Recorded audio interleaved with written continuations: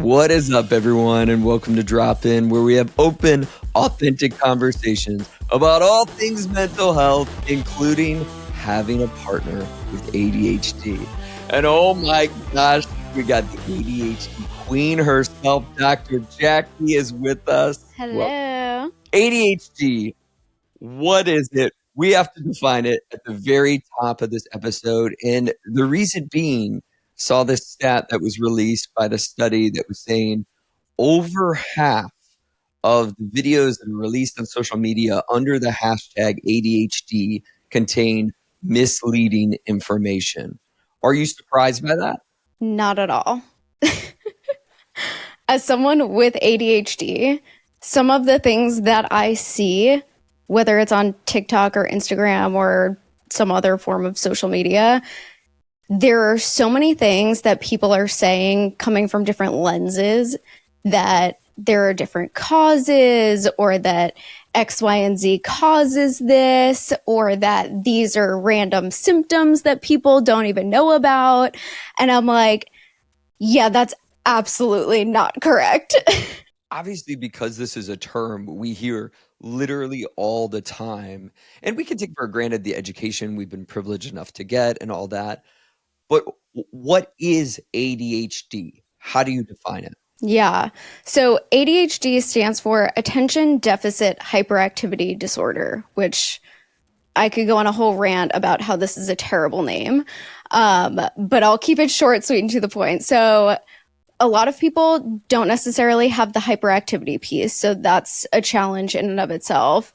And I wouldn't say that it's a deficit in attention. The way that I explain it is a difficulty regulating attention a lot of times. So the way that our dopamine system works, it's either we have no dopamine or too low dopamine, so we are not motivated to pay attention, we're not motivated to complete a task, or we have way too much. So we're hyper focused on something or on a topic or on something that we're doing in that moment that we completely lose track of time. But essentially, it is a difference in the way that our brain is wired. So the way that I explain this to most people is it's kind of the difference between like a Mac and a PC, right? So if most people are working with a Mac, we are working with PC brains. So things are just wired different. The ways that our hard drive is essentially wired is just different. We can get to the same places, but it takes a little bit of maneuvering a different system and figuring out what that looks like. So there are a lot of difficulties in terms of regulation. So whether that is impulse, whether that is emotion, attention, focus, essentially it's all about regulation. You explained that so well. And I think a lot of the questions that come to mind that people have is like, is this something I was born with? Mm-hmm. Is this something that can just pop out or develop out of nowhere? Can I be 35 and never had ADHD, but now all of a sudden it just manifested? Yeah, that's a great question. The answer to that is you are born with your brain being this way. It is a neurodevelopmental condition. So that means that it is genetic. It is something that you are born that way. You are that way throughout your lifetime. Symptoms can change throughout your lifespan, depending on different factors, depending on setting, depending on hormones, things like that. So the presentation itself can shift slightly depending on age, but it is something that is treatable, but it's not curable. Again, you're working with that system that is your brain for your life. More trait versus state. Right. So again, it's not to say, and this is sort of put it in boxes, which almost nothing is, especially in the field of mental health, but you wouldn't have a sudden necessarily rise in this like you might with anxiety of Right. like, I'm writing this paper now. I'm super anxious about it. It's hard to concentrate. But this whole day beforehand, I was able to focus, concentrate, be organized. Right. You know, regulate in those ways. Exactly. So symptoms can definitely change depending on the setting, depending on your work, depending on, other factors in your day-to-day life, whether it's stress level, types of things like that. But it is something that doesn't just come on out of nowhere. So you're not going to wake up one day in your 30s and be like, oh, all of a sudden I just developed ADHD.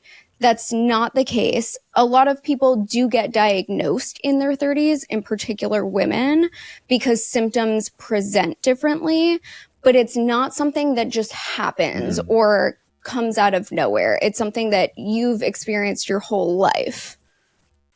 And that leads us to your ADHD journey. Because although people can experience these things for their whole life, putting it all together, recognizing and sort of naming, getting the diagnosis, as it were, that's a completely different journey. Yes. Paint the picture. What was that like for you? Well, obviously you had a large part in the whole journey. So Justin and I moved in together after we were dating for a couple of months. And just a couple of months? It was a little bit longer than a couple And you're of moving months. in? How dare you? There's nothing more 30s than that. It was actually a decent amount. I don't know. It was less than a year, but it was more than 6 months. Yeah, I think it was in that like 7-month range. Yeah, it was somewhere around there. Anyway, so we move in together and we're kind of getting used to each other's routines and day to day, as you do when you're moving in with your partner, right? There's some element of like you're trying to put your best foot forward. So, it's still like that honeymoon-ish stage where like, you get out of bed, you brush your teeth and you go back into bed and you pretend that like you wake up with minty fresh breath type of thing. Never done that in my life. You're getting what you get. Never. But so we're like a couple of weeks in and I'm noticing like he's waking up before me and like literally completing an entire day's worth of activities and tasks and things before I even get up and start functioning. So even if we wake up at the same time, he's already doing 12 hours worth of work in 2 hours that it takes me to get ready. And I'm like, okay, which one of us is weird? Because it's got to be something. The answer is both. Come to find out, yes, the answer is both, but in different ways. Different flavors. So at a certain point, Justin being the nice, compassionate, caring, genuine, authentic person that he is. Go on, please. I need it. Comes to me and he's like, I just wanted to like check in and like see how things are going for you and like, just see if you're having a bit of trouble like adjusting. And my brain immediately goes, oh shit, like what am I doing that he's noticing, right? And I immediately go like panic mode, but I'm like, not really. Why? Like what makes you think that? And he's like, well, I noticed that it takes you like, I don't know, like 2-3 hours to like get going in the morning. And like, sometimes you say that like, you're going to do something and then like, it's 3 days later and you still haven't done that thing. So like, just wanted to check in and like, see, are there things that like you're having a bit of a hard time with? And like, how can I help type of thing? And I'm like, yeah, no, I've just always been that way. Like, I feel fine. And he's like, okay. And like, long story short, we like go through all these like conversations and questions and things like that. And he's like, babe, I think you might have ADHD. I put my glasses on for that. And I had a note, the clipboard, and I was going down the symptoms checklist. So that is how I actually came to believe that I had ADHD or start looking into more of the symptoms because funny enough, I had already been diagnosed a few times with ADHD, but I just like didn't exactly trust the providers that were diagnosing me because it was like my primary care doctor that asked me 4 questions and was like, here's some meds, see you later. So like, to me, it didn't seem like a comprehensive thing that I trusted. But after we had that conversation and I started looking into ways that ADHD presents for women and all of the different aspects of that, and also then getting diagnosed with my psychiatrist, it made so much sense. It was a journey, and this is not a plug to get your partner to diagnose, but it does say something about the diagnostic process and being able to observe someone's behaviors over a long period of time. And of course, I had known you dating, us not living together, and then us living together, and exactly what you had named of the way I would describe it is like the amount of forward momentum you needed to do something was like so great. And in my head, I'm like, maybe she's like truly having a tough time adjusting or super stressed out or anxious or again, other variables at play. And then you were so like, no, I'm pretty good. I'm good. I was a little bit like interesting. Well, it's so hard to recognize in yourself a lot of times because, again, you're working with this brain since day one. Since the day I'm born, I've had this brain. I've been functioning this way since my entire life. So to me, it's not weird. To me, it's like, oh, yeah, this is just how everyone's brain works. I just assumed that everyone else did these things. And I remember even having that conversation with you about procrastination and what that meant. There was a different conversation and he said something about like, oh yeah, I'm just procrastinating. I just need to like go and do the thing that I'm doing. And I was like, what do you mean? And he's like, yeah, I'm just gonna like go do it because I've been putting it off for gonna do it, 30 minutes or something. And I was like, wait, you can override your procrastination? And he's like, yeah, like I recognize that I'm doing this and I can now pivot and go and do the thing that I've been actively avoiding. And I was like, wait, that's what procrastination means to you? And then I realized that that's what procrastination means to most people. But for me, procrastination was not a choice. It was, I cannot get my brain to do this thing, even though I know I want to, or it's something that I'm interested in, or it's something that I want to do. I literally cannot make my brain do that thing. Without a ton of energy and effort and sort of a clearing out of all the butterflies. And I can't even remember where I heard this, but it really resonated, where someone described exactly as you're naming of like with the executive functioning in ADHD, it's all of us could be like working on something. You're outside, you're journaling, you're writing on a piece of paper and a butterfly flaps by. Many of us could be like, oh, a butterfly, and our head might drop down and you're back to the sentence. Where someone else, again, with ADHD, the butterfly becomes a whole new trail of like, I haven't seen butterflies like that in a while. Oh, the last time I saw a butterfly like that was with my grandma. I wonder how my grandma's doing. Yes. Let me text my grandma right now. Yes. And it made so much sense of like, it's the override controls that become more difficult to say, I'm doing this thing right now. And it's not impossible. Right. But distraction is greater. It's very hard to essentially focus on the thing that you're focusing on and tune out all of the other potential distractions. Noise. And noise that a lot of people don't even recognize or notice in the environment. I think most neurotypical brains just know to tune those things out because they're not important to the task at hand or to what it is that you're focusing on. And for someone like me with my brain, I'm hearing all of the conversations, or I am, it's challenging to, tease out someone's chewing when I'm trying to work on a task or something like that. Chew silently. Get a straw. Okay, silently. even right now, we totally messed up by putting me in this position in the room because behind you is the window. And what I'm seeing right now is a bird just flew down. There's an iguana climbing up that tree that I'm really trying to not look at. Oh, that's one of those adolescent ones. They've been hanging out a lot I lately. literally, like, mid-sentence forgot what I was saying at one point because I just saw that iguana start climbing up the tree. We were so foolish to put you in that seat. This was a poor life choice on both of our parts. I get to stare at the wall and a mirror where I have to look at myself. This was a terrible choice.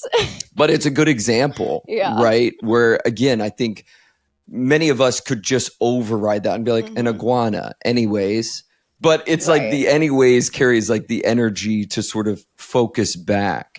You had mentioned something before, which I think is important. You know, a lot of times with a lot of the norms historically that have been set with any diagnostic, it's white men or white boys. And the field has come a long way to diversify, like how might these things, you know, present in a diverse sample, but also women. Yeah. And so the ADHD for a long time stereotypically was the boy running around the classroom. Hyperactivity, impulsivity, it still exists. It hasn't gone away. For sure. But in what ways do these present differently in women? Yeah, great question.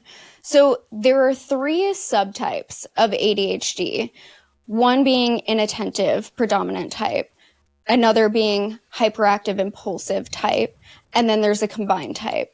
So there are different presentations within the ADHD category. And for women and girls, we tend to present much more internalized symptoms.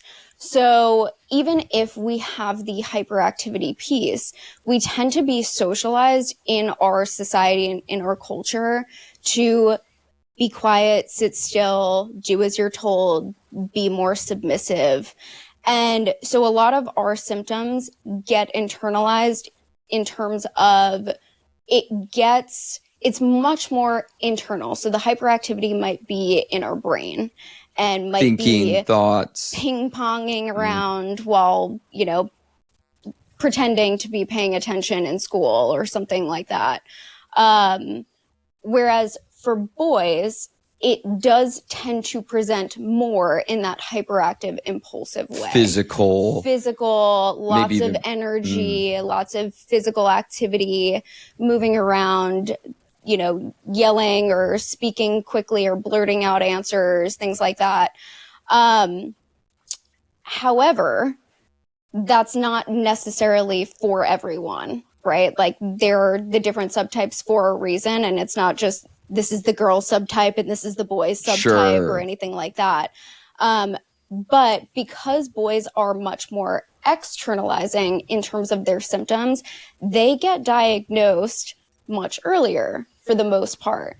And women tend to get diagnosed later on in life. 30s tends to be that average age. And a lot of times it's when they have kids who then have ADHD and get diagnosed. And they're like, oh, but wait, I have a lot of these things, or that's very similar to me, or like my brain works like that. What do you mean? And that's how a lot of women tend to get diagnosed.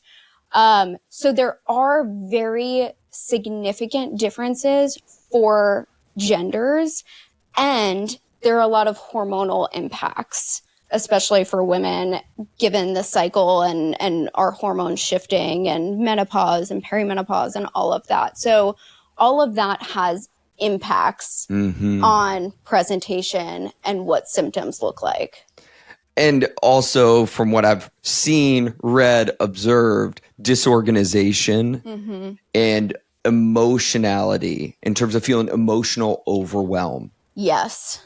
Yeah, that is a huge one. And a lot of times that does present in different ways for genders, right? Because with boys being more externalizing, it can be more impulsive behaviors. It can look like, jumping around or not being able to stay in their seat. Whereas for women, a lot of times there is the dysregulation of emotions. We tend to feel things much bigger than other people. And that can be for both genders, just across the board. But there's, again, that dysregulation, and that's emotions, that's impulsivity, that's behaviors. But especially when it comes to the emotional side of things, it's big emotion. So when you feel something, you don't just feel it at like a 50%, you feel it at like 150%. I always know when your overwhelmed radar is just like getting to that beep, beep, beep, beep, beep, beep, beep, beep, beep point. The steam that starts coming out of your ears, and as if your eyes could not get any bigger. It's just at that point where it's like sound, frustration, whether it's in parenting or something not going well, like with work or otherwise. Like I see you at the capacity. And for you, it's like your regulation is like, get me in my car. You're such a driver. You're like, I need the regulation of the road. I think that's also like on us knowing each other so well. And you can pick up on my subtle cues of me being overwhelmed, sometimes even better than I pick up on my own. And that is also another challenge with ADHD, is sometimes we don't even recognize some of those things in ourselves in the moment until it gets to like level 100. And then it's, you're flying off the handle, or you're, pissed to the extreme, or it feels like you're so overstimulated that you can't even function in that moment, and you're going to like spontaneously combust. So sometimes you notice more of like the subtle cues even before I might notice them in myself. Yeah, we've certainly grown in this area. Yeah. I mean, this episode, we've done a great job sort of outlining ADHD. There's so much to cover with ADHD, but it's really about having a partner, significant other with ADHD and all those challenges that come up. But especially in that realm, it's been interesting because I feel like I've not perfected this or literally anything, but it's when I pivot towards you. It's when I pivot towards you and I'm like, step out, take a break, go for a drive. Go take a shower. I'm not saying you absorb that well in the moment when I tell you, but at least me communicating that I'm recognizing you're overwhelmed. And this isn't going to come down on its own unless you do something behaviorally. Right. Yeah. Well, and part of that is recognizing those things in yourself, right? And knowing what it is that works for you, because everyone's different in terms of what symptoms they present with, what are most impairing for them, what are the things that overstimulate them the most. And that awareness of what actually happens for you specifically can be so helpful, because there's the recognition of these are the things that tend to be triggers for me. These are the things that are helpful for me in these moments. These are some, yellow flag warning signs before I get to the red flag, alarm bells ringing. So having that awareness of yourself can be very helpful, but also helpful in communicating those things with your partner. And I think this is, again, in any sort of partnership relationship, I often feel like sometimes that is my role, because again, not saying it's completely, in my control, right? But this is what we're talking about, is how can you help? What are the lines? What are the boundaries? Because the thing I can't help with is you knowing what's going to regulate you. Right. Like I could tell you to go for a run and you're like we've joked about, Jackie's not running. Play in traffic. Jackie's not running ever. Again, in a fire, it'll be a speed walk. But you have to experiment with what's actually going to regulate you. But I can notice of like, hey, it's seeming like you're overwhelmed right now. Right. And that's the thing, like I agree with, is like if someone's orbiting around us all the time, they're going to see things maybe in the moment that we're not picking up on. Totally. But you have to experiment with what are the things that regulate me. Right.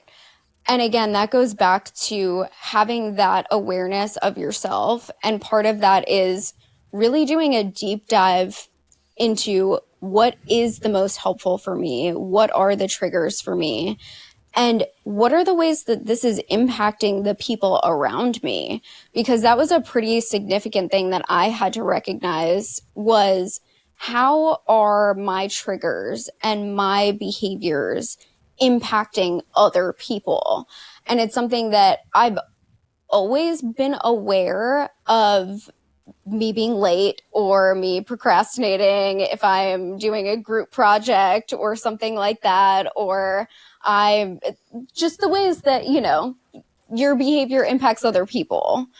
So taking stock in that for yourself is not always easy because you have to, again, take a look inward and acknowledge some of your strengths and weaknesses in that regard, but also testing out and seeing what works for you in terms of self-care and being able to regulate in those moments so that you can communicate those things to the people that are closest to you.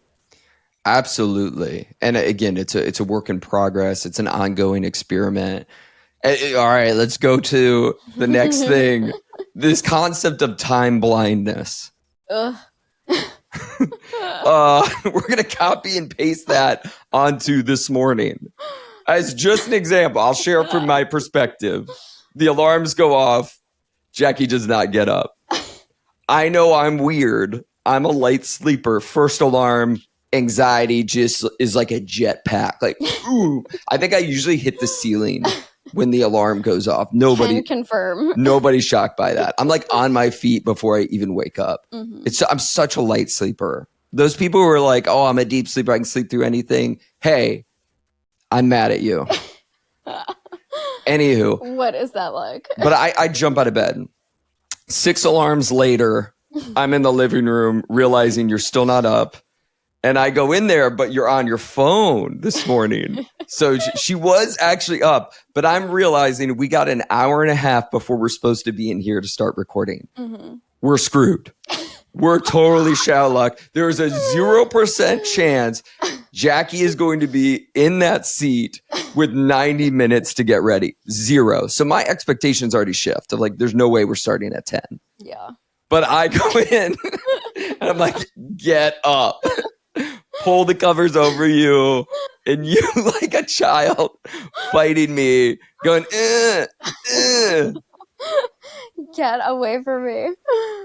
But this is called out. And we started at 10:20. We were supposed to start at 10.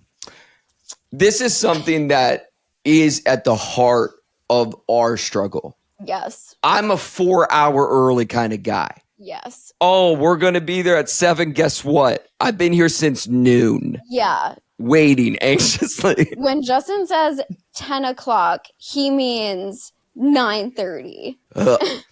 I'm just ready to go, and I'm excited.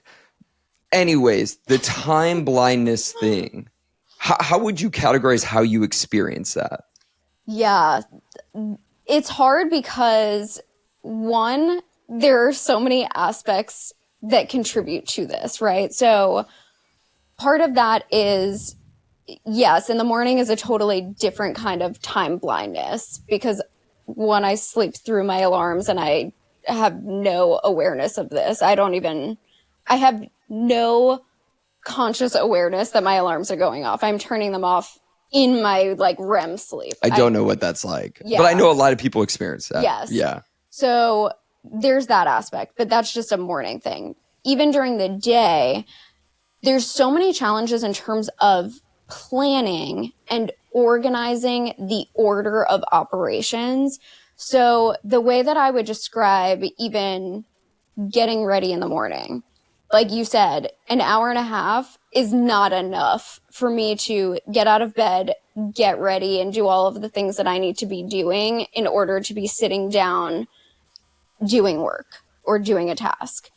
I need 2 hours. I know that because I know that I need to build in buffer room for myself because I start a task and then I get distracted and I start doing something else, or the order of operations that my brain goes into doesn't fit in the way that most neurotypical brains do. So A to B to C is definitely not. You go from absolutely not. A to J, Mm-hmm. backpedaling to D, Right. and then make it to B. And don't complete any of those steps during that process. No. It's like 50%, and then I jump to the next thing, and then I backtrack to another thing that I forgot to do, or I decide that something else is more important, or I have to do X, Y, and Z first before I get to that other step. The amount of wet hair activity that I see you do is astonishing. And again, there's different components. I'm trying to hold on to any curly hair is a whole different beast.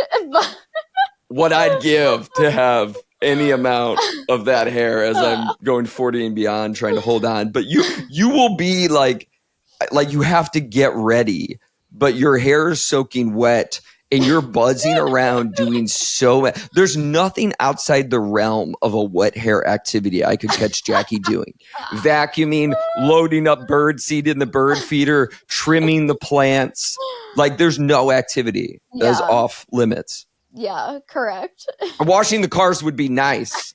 If I saw you out there polishing up the cars with wet hair, I'd say, hey, I'll take that S activity before you come back to B.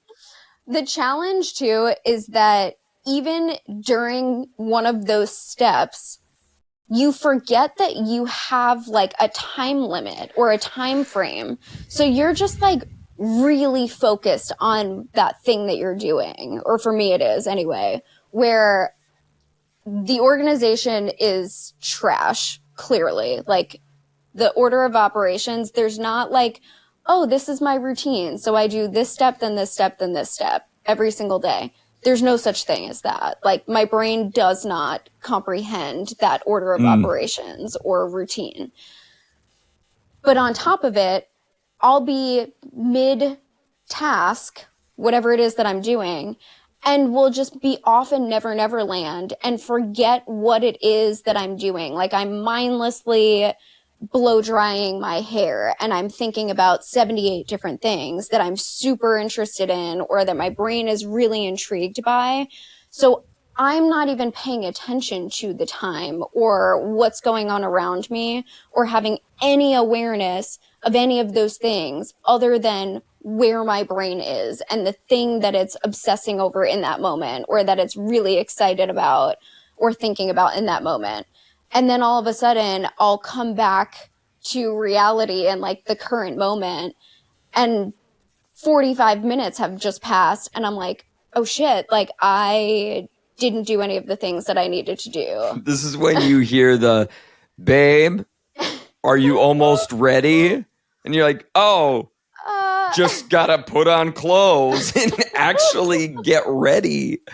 But this is something we've communicated on that you've been really open with me about of like, I need you to lie to me. Yes. Like if we're meeting friends at 7:30, tell me we're meeting them at 7.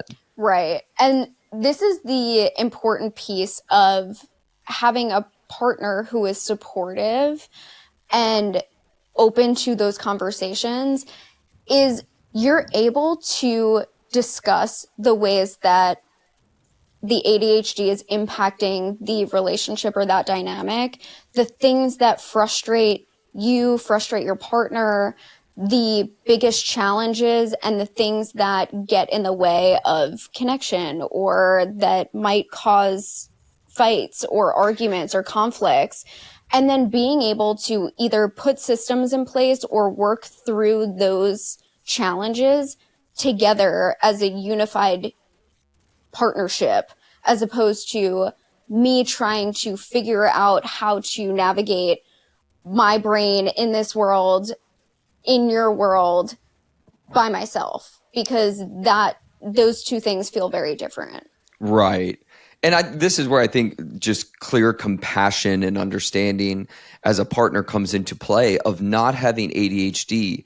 You can't relate. But I think it's important to start there. And especially within mental health, people forget these things of like, if you don't have depression, you can't relate to someone with depression. Mm-hmm. You don't know what that feels like. Mm-hmm. Same is true if you struggle with panic attacks. You don't understand. Right. But when you can hold that of like, I am frustrated because I'm hyped to meet our friends on a Friday at 7:30 and we were supposed to leave at 7. It's now 7:15 and my hype is starting to go this way. Mm-hmm. It's disappointing. It's frustrating. But it's also like, what are the systems we have in place to communicate about this? Mm-hmm. And for us, it's a lot of like a lot of warnings. We got to go. Mm-hmm. Me reminding you, and us sort of like having this time shift forward of just me telling you we have to be there earlier than we do. Right. And that was one of the solutions that we came up with, is actually giving Justin permission to lie to me about the time that we have to be somewhere, because it helps essentially grease the wheels of the entire system so that I am able to give myself a little bit of buffer room within our dynamic, and him not be frustrated, because there's a very big difference between it feeling like your partner is frustrated with you and not understanding that, you know, this doesn't mean that you don't care, because that's not the case. It's a challenge for me and it's frustrating for me to not be able to do these things like a lot of other people are able to do easily. But coming from that place of compassion, coming from that place of, I may not understand this fully, but I can recognize that this is something that you struggle with and that is really hard for you. And it's not something that you're intentionally doing to piss me off or because you don't care. It's something that you have a challenge or a deficit in. And therefore, we can work together to navigate what is helpful. And part of that, yeah, for us was me giving Justin permission to lie to me about times and encouraging that. So that way I can have a little bit of buffer room. I'm still trying to get ready by that time and be out the door by that time. And I never know when he's actually like telling me the accurate time or not. So it kind of keeps me on my toes to make sure that I am leaving at that time that he said. Another strategy, this idea of body doubling. Mm-hmm. All the rage, a lot of people talking about it. What is body doubling? How can it help? Again, if you have a partner with ADHD or friend or anyone. Mm-hmm. Yeah, so essentially body doubling is working parallel with someone. So having somebody else do either a task with you or just working alongside someone and having someone else there. It's essentially an accountability tool where it helps keep someone with ADHD on task, because there's something about just working with other people and that pressure to also be doing something next to someone who's also completing a task. And whether it's sharing, you know, household duties or chores or folding laundry together or something like that, or if it's, you know, we're both working on a task at the same time, or we're going to a coffee shop together and you're going to work on your stuff and I'm going to work on my stuff. There's something about doing work or completing a task with someone else who's also being productive that adds this layer of pressure that our brains need in order to be able to move the needle forward a lot of times. Yeah, that redirection, right? Again, I go with the metaphor of we're side by side journaling on our patio and a butterfly comes by that the lizards weren't able to get because they're hunting those things, which is a weird dynamic to watch in the wild here in South Florida. But we're both journaling and you're like, a butterfly. And I'm like, oh yeah. And then I dip my head down and start writing again. Mm-hmm. It is. And you don't have to be doing the same activity. A lot of time we work from home. Neither one of us are built for work from home for different reasons.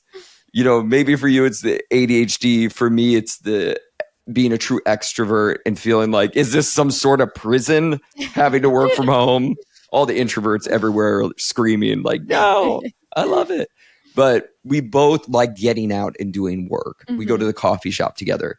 We're often doing different work. Maybe you're writing notes and I'm working on content, or you're working on getting the assessment stuff up and running for our business, and I'm, getting in touch with all the clients that hit us up. But it's the fact that we're side by side both working. And that creates an energy of pivoting towards being on task. And again, people can relate to this if you don't have ADHD, of like, especially, you go through school and college, let's study together. Right. We might not even be studying the same thing. It's just we're both meeting up at the library, got our coffees, whatever, and you're studying. Right. It's interesting because the way that our brains work is, again, because there's this dopamine dysregulation, a lot of times we need a certain type of pressure or challenge in order to feel the need to complete something. So that's where the procrastination piece kind of comes into play. So for myself, I have always been someone that if I have a paper due at the end of the semester, I'm not thinking about that paper until 11 p.m. the night before. Lord. And then I am starting a 20-page paper and I will bang out a paper in, 12 hours. My anxiety right now. But that was like the norm for me, that like my family knew, my friends knew, like everybody knew. That's just Jackie. That's just what she does. Like, that's just what happens, the day before a paper or whatever. And it's the same thing with life tasks as well. So even, for example, we now have someone who comes to clean our house every couple of weeks.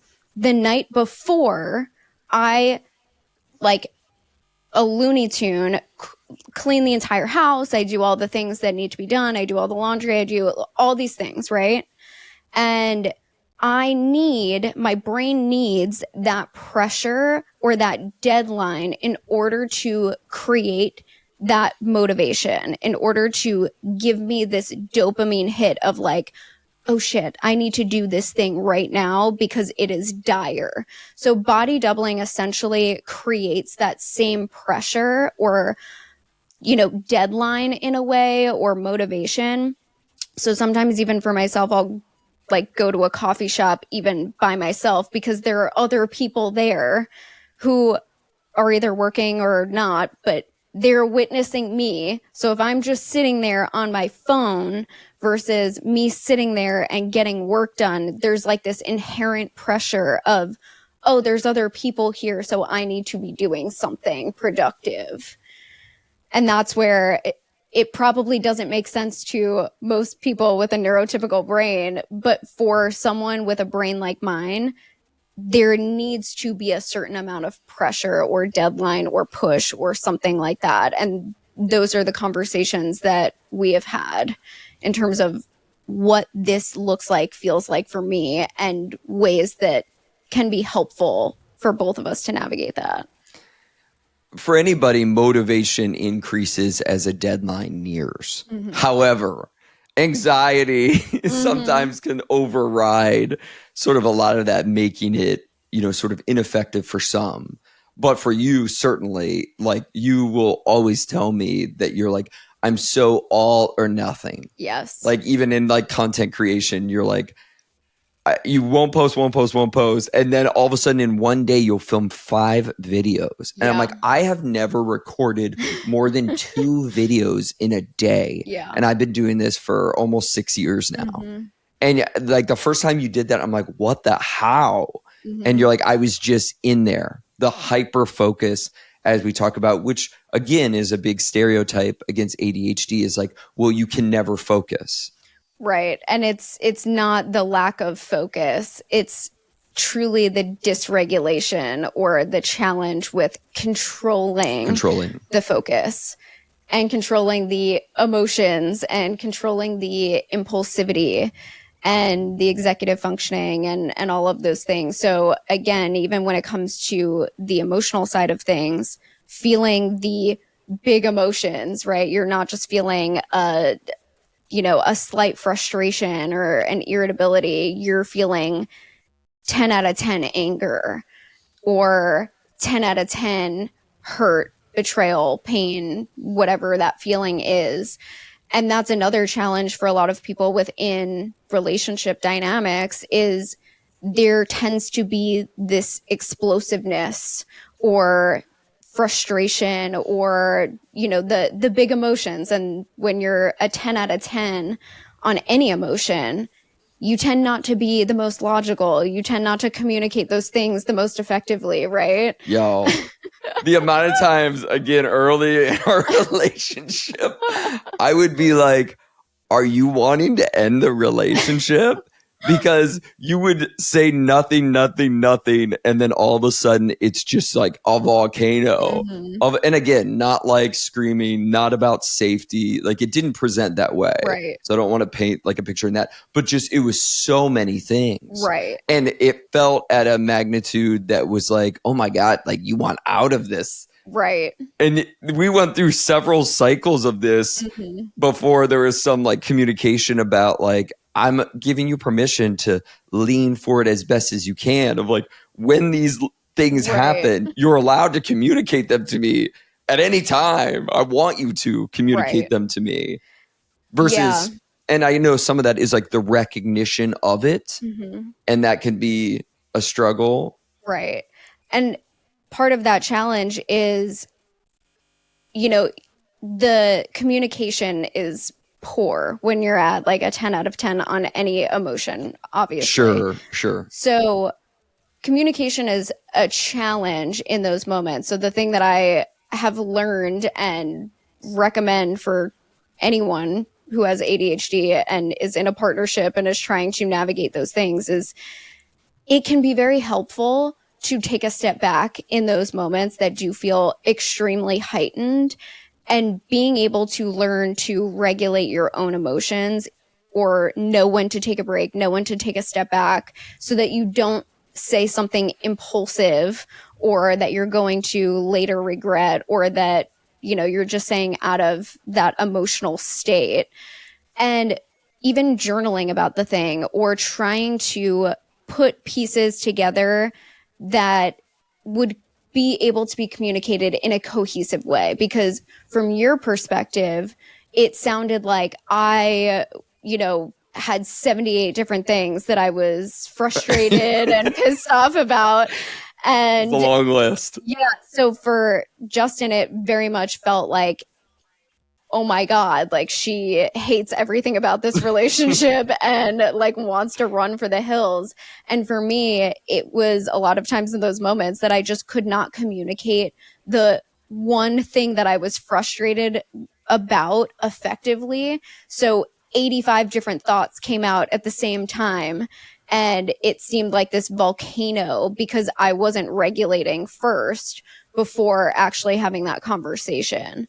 And so I think a lot of times it can be challenging to recognize in those moments, like I'm at a 12 and I need to take a moment and cool off and regulate and, journal through and kind of think about how I want to communicate these things effectively so that they don't volcano out. And I think you have done a really good job at being non-judgmental and being curious and being supportive in those ways. And I think that is the thing that I would recommend to partners of people with ADHD is coming from this lens of curiosity as opposed to judgment, because 9 times out of 10, the things that we're doing that you're feeling frustrated by or that you're feeling hurt by or upset by, it's not a personal attack. It's not, I'm forgetting these things because I don't care. It's not, I'm not getting ready on time because I don't care. It's not, I am, saying these things because I want to end the relationship or I want out. It's that I'm overstimulated and overwhelmed. So coming from that lens of curiosity and support and how do I understand you better? How can I be on your team and help navigate these things? And how can we put systems in place to navigate this together? Because from my experience, even with other relationships that I had been in, there is a very different feeling between someone coming from a lens of curiosity and support versus someone coming from a critical lens or a judgmental lens.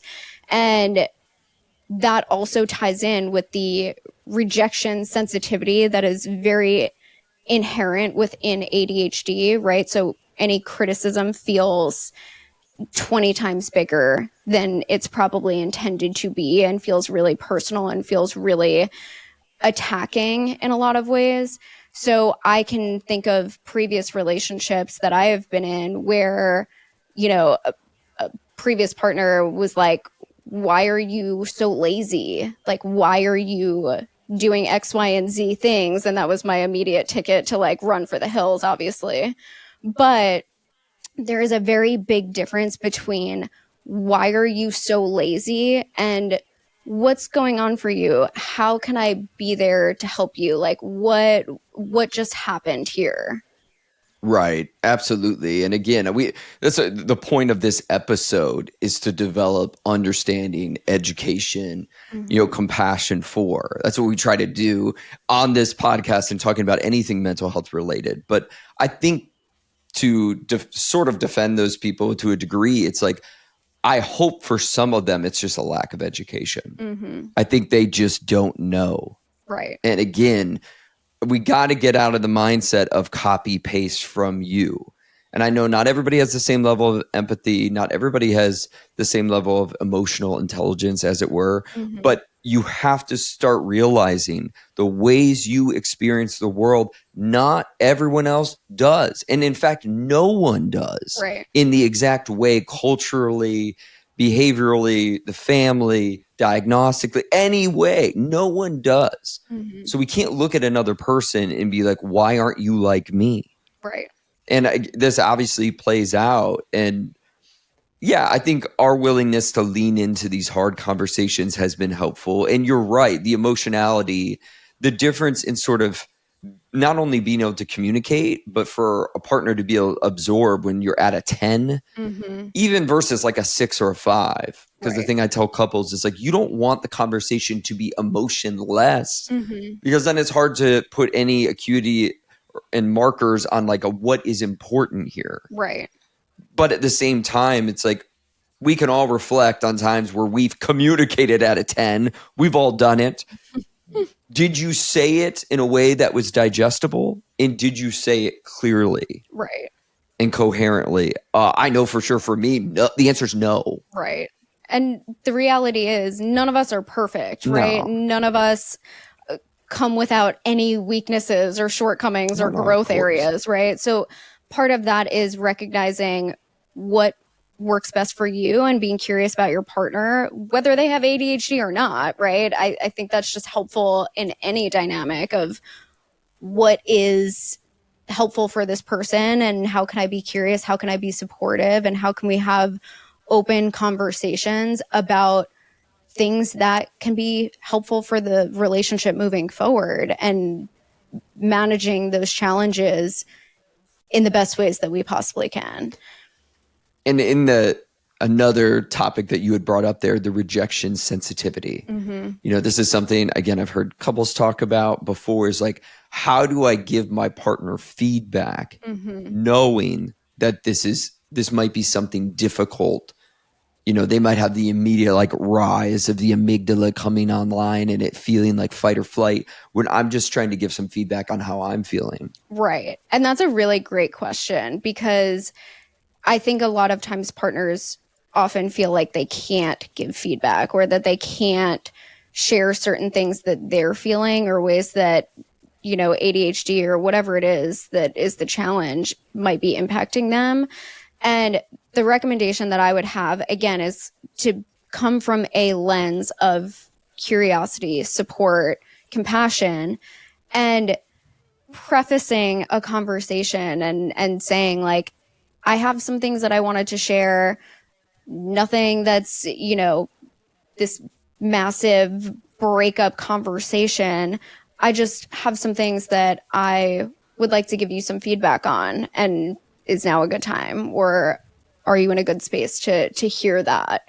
Because when you're able to have that conversation from the lens of prefacing it, and I'm not coming from a place of attacking you, I'm not angry in this moment, I'm not frustrated in this moment, I just want to have a conversation, and prefacing the lens of that to say, I love you, I want to work on this together as a unit, and I wanted to share some feedback, and is now a good time? Or, do you need to do some things to regulate? Do you need to, take some space or take some time or prepare for this in whatever way? And how's the temperature of the moment right now? Right. Can we at least gauge that? Yes. Because if it's hot right now, it ain't abort mission. It ain't the time. Right. This is not the time for this conversation. Exactly. And I think that's the challenge a lot of times too. It's because the partner has to also navigate what that looks like, and to be able to say, is this a good time to give them feedback? And that's also hard to do, especially when you're also frustrated and you feel the emotions and you're hurt by certain things. And being able to have that conversation at a time that it can be received in that way. And I like the framing of it, because I think that's important. Like, it's great when you can get to a spot where you can share, this is what's coming up for me. And that can be absorbed. But I think, prefacing it and sort of putting the frame on of like, I want to be able to express this so we can connect and move forward. Right. Just as I want to hear how you're feeling and you're doing. But a lot of couples think like, again, when you launch this emotion at me, it's an attack. Right. And we can all feel that way. And this is why delivery matters of, I want to express something that's been sitting with me emotionally. And my hope is that we can, come together on this. And again, improve, walk this life together, that in us communicating about this, we both come together because it's been making me feel a type of way. Right. Exactly. And I think having that preface to the conversation allows, at least for me, allows me to keep my guard down a bit, as opposed to immediately going into defense mode of, I'm going to be criticized, attacked in this way. Right. And even being able to have both sides of that conversation of, I want to hear your thoughts, I want to, express my thoughts and my feelings and share some feedback, or share, my feelings on this. And these are also some things that are really positive, or these are things that, I think you're doing a great job at. And also being able to hold the frame and say out loud that I want to be able to have this conversation in order to connect further, I think is really important. Absolutely. So as we near the end of this episode, again, I appreciate your vulnerability and you sharing. And I think there's just a lot of people out there who will want to hear, any advice that you have for a partner out there. Not that you could speak on behalf of every single person with ADHD, but you are a psychologist, you do have ADHD. What would you say to a partner who's trying to navigate this, who doesn't have ADHD? Yeah, that's a great question. Have the hard conversations and come from the lens of curiosity as opposed to judgment and criticism, because that openness, that support, that curiosity will very much come across in a very different way, and will likely get a very different response in a more positive way. So being able to navigate what ADHD is and what that looks like and how that impacts the relationship versus I'm frustrated with you about X, Y, and Z, and that person being very reactive or defensive. And trying to be on the same team, I think, is so important. Being on the same team, you and your partner, versus the ADHD and the ways that that might impact the relationship. Because then you're a united front, you're working together against that challenge, as opposed to battling each other. So well said. Sage wisdom right there. Yeah. And if I was going to offer any perspective, insight, advice as the non-ADHD partner to someone with ADHD, I would say just be mindful that you're both on this journey together. Mm-hmm. You're both figuring it out as you go. And there's going to be miscommunication, there's going to be growth moments, and to continue, again, to do your own work. Because there are parts in whatever mental health thing we're talking about, there are parts that your partner can't do for you. We've outlined some that can certainly help. And I think that's so important, especially if you're going to have compassion and you're going to lean in. But we also have to do our own work. We have to figure out what regulates us. We have to figure out what sort of systems we can put in place to help a bit. Mm-hmm. And that's not going to be done perfectly either. Right.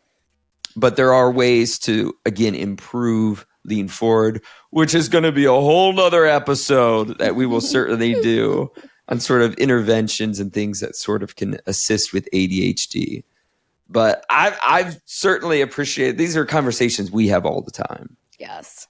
But I'm glad that we could also share them with other people in hopes that this might be helpful or a good jumping off point for other couples as well. About 10% of the population out there in the United States of America have ADHD. It's out there, and maybe, again, as diagnosis and assessment, as you're getting into right now, ADHD Queen giving ADHD assessments. Yes. If you're curious, if you have questions, if you think that you might have ADHD and are looking for a diagnosis, are looking for answers, are looking for ways that might be helpful in terms of you navigating the world better, let us know. Visit mytherapyclub.com. All of our assessment stuff will be up on the website. Comprehensive assessment. It's great. It's great to have, especially with all the different rule outs that do impact our executive functioning. But so great having the conversation with you as always. And you. Thanks so much for being here, being a part of Drop In. We're always so excited to see your comments and hanging out with us. Rate, review, share, and we'll see you next time right here on Drop In. Bye.